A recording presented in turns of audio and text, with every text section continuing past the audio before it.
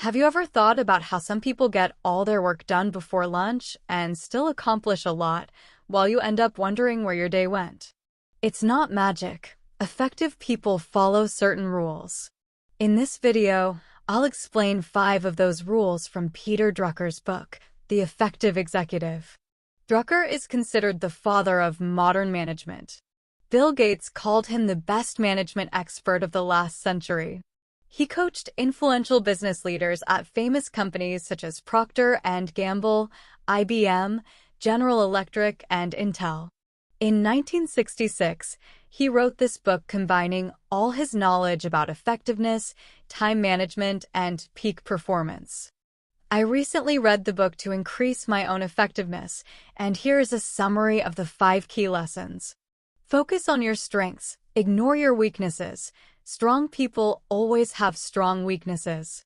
Where there are mountains, there are also valleys. No one is strong in many areas. But here's the thing, if you want results, ignore your weaknesses. Trying to improve them is foolish and a waste of time. Instead, focus on your strengths because only strengths produce results. This advice goes against what most of us have heard. For example, as a kid, I always heard things like, "You're not good at math. Go to your room and do more math." Years later, even as an adult, I always felt like I should work on my weaknesses and improve them.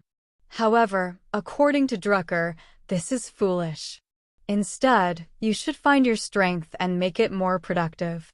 You should only improve your weaknesses if it's related to character. Besides that, focus on your strengths. He says, make your strengths so strong that your weaknesses become irrelevant. To put it simply, your strengths equals gold, your weaknesses equals dust. Focus on the gold. You got it? Good. Let's move on. Now, you know that your strengths matter, but how can you find yours?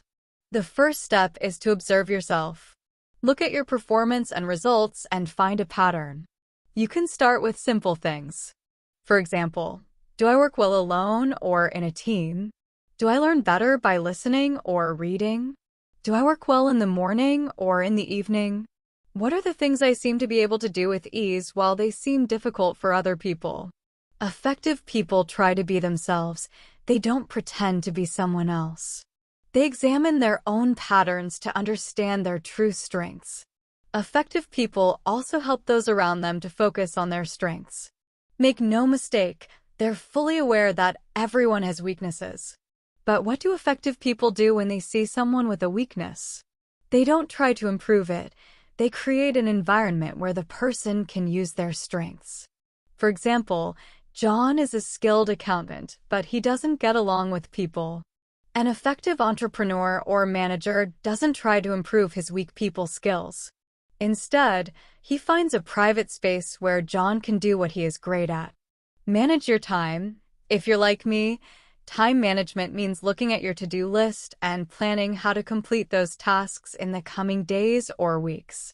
Effective people don't start with their tasks, they start with their time. Not planning it, but by tracking where it actually goes. Here's why. Humans are terrible at keeping track of time. This means you can't rely on your memory to tell you how you've spent the last 24 hours accurately.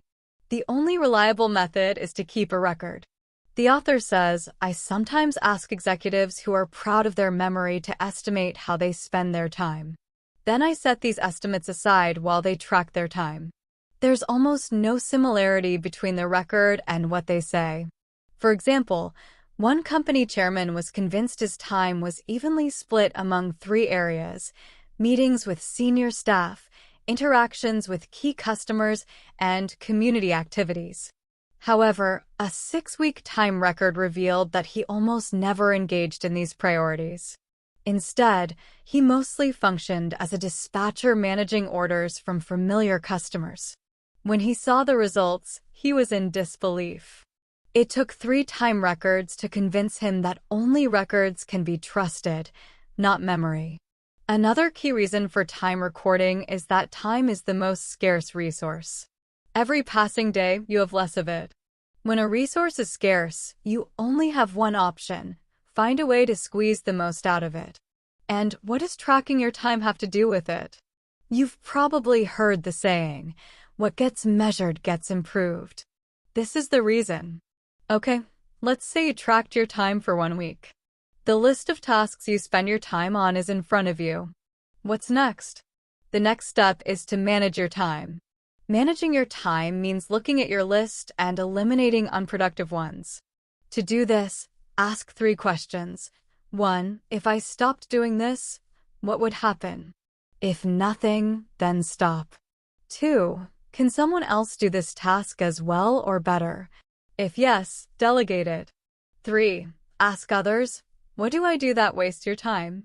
After tracking your time and eliminating time wasters, the final step is to consolidate your time into large blocks. Drucker says that having small bits of time here and there, even if they add up to a significant number of hours, isn't effective. Working for 4 hours straight is more effective than working for 15 hours if those 15 hours are only available as 15 minutes here and 10 minutes there. According to Drucker, an optimal time block ranges from half a day to 2 weeks. Yes, you heard it right, up to 2 weeks. If you think about it, who does that? I mean, who focuses on one thing for 2 weeks and says no to everybody and everything? I admit it's not easy. This is probably why only a few people become effective. 3. Do the most important task first. Don't touch the second one. Drucker says, first things first. How about the second thing? Don't touch it. If there is one secret of effectiveness, it is concentration. Effective people always ask, what is the one thing I should do now? Then they concentrate all their effort on that and nothing else. People who try to hurry and do several things only put themselves further behind. Even the master juggler can keep several balls in the air for 10 minutes or so. If he tries longer, he will soon drop all the balls. As a result, they need much less time than the rest of us. They set a slow pace and always allocate extra time for unexpected events. Most people underestimate the time it takes to complete a task. They always expect that everything will go right. Yet, nothing ever goes right. The unexpected is the only thing you can confidently expect. Effective people, therefore, allow a fair margin of time beyond what is actually needed. At this point, you might say, okay, I heard enough. Do one thing at a time, go slow, and leave some time for unexpected events. But how? How do I do it when I have so much work on my to-do list? Here's how effective people do it. Effective people are masters at creating a stop-doing list, which you can also call a not-to-do list. They are merciless at identifying and removing tasks that no longer produce results. Drucker says, deciding what you shouldn't do is more important than deciding what you should do. Effective people understand that yesterday's tasks and decisions, no matter how wise they may have been, inevitably become today's problems and stupidities. You have to cut them off so that you can dedicate today's resources to tomorrow. This is necessary in order to keep organizational weight control. Without it, the company or the person soon loses shape and becomes overweight. You need to stay lean and muscular. Regularly deleting tasks is the only way. Effective people periodically review their work and ask, if I did not already do this, would I do it now? Is this still worth doing? And if it isn't, he gets rid of it. And here is the most important thing about deleting tasks or projects. You don't need intelligence for it. You need courage. The task that is no longer important to you is probably someone else's top priority. So, it takes courage to face the other person and say, you know what? This isn't working anymore, and we're going to stop doing it. Focus on contribution, not the effort. Effective people always focus on contribution. They ask, what can I contribute that will significantly improve the results? Many people focus on the effort they put in rather than the results. Drucker says that if you focus on just doing your tasks, you're a follower, no matter how high your title is. But if you aim to make a difference and focus on results, you're a leader, no matter how low your title is. People who don't ask themselves, "What can I contribute?" are likely to aim too low and at the wrong things. Now you might wonder what truly separates result-oriented actions from effort-oriented ones. So let me give you an example. I've been trying to hire someone to help me write scripts for these videos so that I can summarize more books. Most candidates I come across talk about these three things. What's the job? How many hours will I need to work? And how much is the payment? Recently, I came across a candidate who was also interested in the job. But here's the thing, unlike others, he didn't ask the above questions. He said, "Let's start with a trial, at no cost to you. I want to see if you really like the results of my work.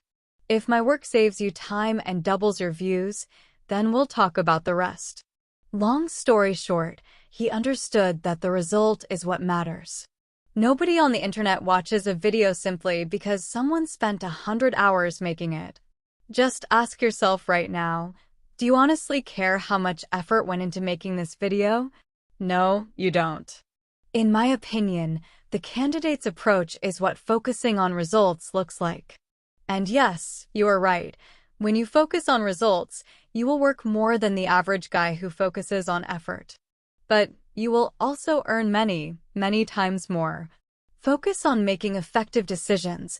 Effective people do not make many decisions. They concentrate on a few important ones. They stand back, look at the big picture, and then make one strategic decision that automatically takes care of 10 or 15 small decisions. Here are a few simple examples. Cooking every Sunday for the whole week so that you don't have to cook, clean, and shop every day. Hiring someone to take care of all small administrative tasks instead of you doing them. Here's another thing about effective people and their decision-making process. They don't start with facts. They start with the opinions and ideas of others. Why? Because they know that the right decision grows out of disagreement, out of the clash of different opinions. Effective people, therefore, organize disagreement for two reasons. One, it gives them all the possible alternatives, helping them pick the best one. Two, it provides backup plans in case the first choice doesn't work out. A decision without a plan B is a decision destined for failure, no matter how well planned it seems. Having alternatives means you're never stuck when things go bad. It's tough to start from scratch and make a new plan when your original plan fails. Having a plan B makes it easier to keep going. At the end, let's summarize the 5 lessons we've just discussed. I know you like quick recaps, so here it is. Ignore your weaknesses. It's a waste of time to improve them. Identify your strengths and make them productive. Help the people around you focus on their strengths. Manage your time. Regularly track your time to identify time wasters. Eliminate time wasters, delegate as much as you can, and consolidate your time into large blocks for tasks that really matter. Do the most important task first. Concentrate on the first thing and get it done well. Clean your to-do list regularly to make space for new tasks and opportunities. Choose the future, not the past. Focus on contribution. Aim to make a difference and focus on results. Remember, the value lies in the results achieved, not the amount of effort you put in. Make few, but strategic decisions. Concentrate on a few important decisions that automatically take care of many small decisions. Organize disagreement to get all possible alternatives and backup plans. I hope this video helped you just a little bit. Thanks for watching.